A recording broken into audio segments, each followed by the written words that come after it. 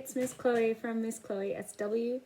Welcome back to my cross-stitching addiction journey on Flosstube. I don't have a whole lot today, so I thought I'd just jump on and give you a mini update on Startup September. So as you know, I have successfully started a couple of different things. One of my favorite starts was really tiny. It was that little push-in that was all like donuts, because who doesn't love donuts? So I've actually started another one from the book. Oh, hang on, my thread's at the front. That's not very good. Cover everything. And he's a loaf this time. Look how cute he is, guys. Waddle. My cats sit like this.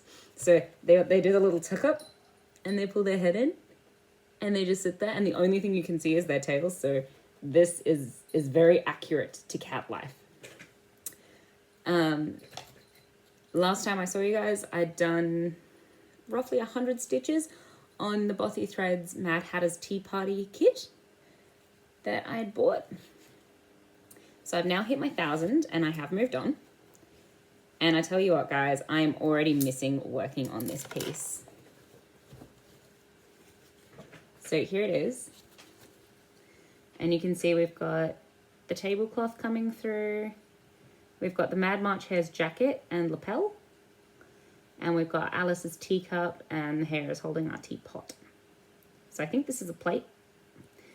We did have a moment where, there we go, the tablecloth looks like angry little skulls, which I thought was pretty cute. And we now just have a floating foot. This is Alice's foot. And it's just kind of hanging out. But I'm really loving the way this is coming out. And I just love this fabric. It's so pretty. I have a few more Bothies. So I have the one with the Cheshire Cat in the tree. And I have the one with Alice and her sister sitting underneath the tree. So I don't know which one to start next to put up in my triptych. I should probably finish this one, maybe. But, you know, either way, it's kind of cute and kind of fun. So I've got this one here. And because I finished him and I started pushing, I have also started the Ravenclaw crest. And you guys, I'm 500 stitches in. That better? That's better. I'm 500 stitches in. I started a little bit of backstitch. So much brown. I don't know what I expected. It's a bronze eagle. Like, of course there's brown, but so much brown.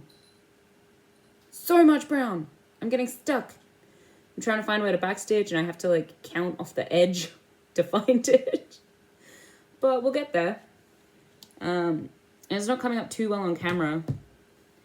But I've picked out a really light blue fabric from Sew It All, and we are in a 32 count even weave for this one. So this is my second ever even weave project. If you guys haven't tried even weave and you're 80 stitches, I can recommend it. It's not as big a jump or as difficult as you think. You just have to remember to count over 2 instead of over 1. And I really like it.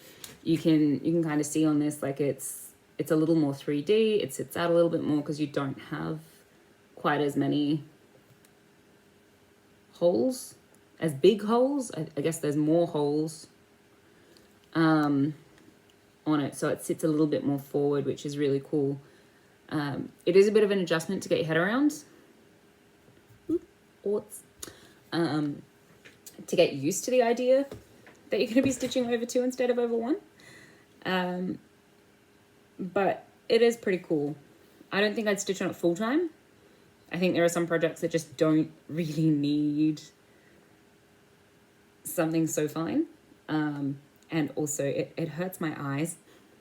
It hurts my eyes quite a bit, which is why I bought this. It's so bright. I turned this on the other day to show my husband, and his response was, "I'm blind. That's the sun. I don't like that." Which is totally fair, because it is very bright. It's got a big head on it, and it's all LED. and I picked it up at the local Bunnings for about 30 bucks. So I'm pretty happy with that. And it's a clip lamp, so I can pop it on my chairs. So I'm currently in my office chair, which is what I use for work. But I've been sitting out here and chatting to my husband while we make dinner and stuff, and he's just like, please get out of the kitchen, let me concentrate, I want to make something nice. And I'm just like, okay, well, I'm gonna stitch. Bye.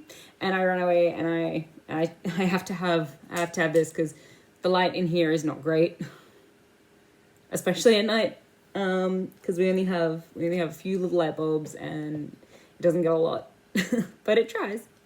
So that's pretty good. So if you are thinking of picking up this one, it's good, but be prepared. There's lots of blending. Lots of blending. I think I've already used about 4 or 5 different blended threads in here to go in between the bits of single color. So when I look at it to try and find where to backstitch, it trips me out just a little bit, because I think, you know, I look at it and I go, yeah, it's there. That's the color. And then I look down a little bit and realize that that's a blended thread and it's not actually the color that I'm looking for. So that's been a bit of a challenge. And it will continue to be a bit of a challenge, but, you know, I'm really enjoying it. It is a good stitch. As I said, I'm on the 500 mark with this one. So next up is Slytherin. So that's going to be a lot of fun. That's going to have a lot of blended green in it. And I do have a green fabric for that one that I'm kind of excited to use. So again, it's really, really light. Sorry, crinkles. So it's light. It's not, it doesn't even really want to come up. Can you come up if I put you against the paper? A little bit. So you can see like this green here is sort of what most of it is on the inside. So that's what I'm going to be putting my snaky against. Very excited to be stitching a giant danger noodle for the wall. That's pretty much it. It's going to be a really short video. I did work a little bit on our Trojan, so I've got all these roses done now, and I've got the ribbon in. Woo. And I've started backstitching her tail. So in the coming week, I want to finish doing sort of this browny color along here, which will just be bronze, and it'll be pretty. It'll really bring out her legs. But yeah, I'm really happy with how these roses have turned out, especially this one. It turned out that I had stitched this rose incorrectly and at the wrong height and a whole lot of stuff, but it looks all right. I'm pretty happy with it. Oh, I do have something else to show you guys. So last week we talked about my bucket and how giant it was, and the fact that it came with all these tiny little holes, which aren't exactly evenly spread. But look, you guys. It's so cute. It's so stinking cute. I'm currently using 3 pieces of floss to cover them, and I think I need to move up to maybe 4. And it's really weird to be stitching on a curved surface, but it's so cute and little. Anyway, that's it from me this week because it's been a short week. I haven't had a lot of time for stitching. Things have been a bit hectic at home. Yeah. Anyway, I hope you're all doing well. Bye.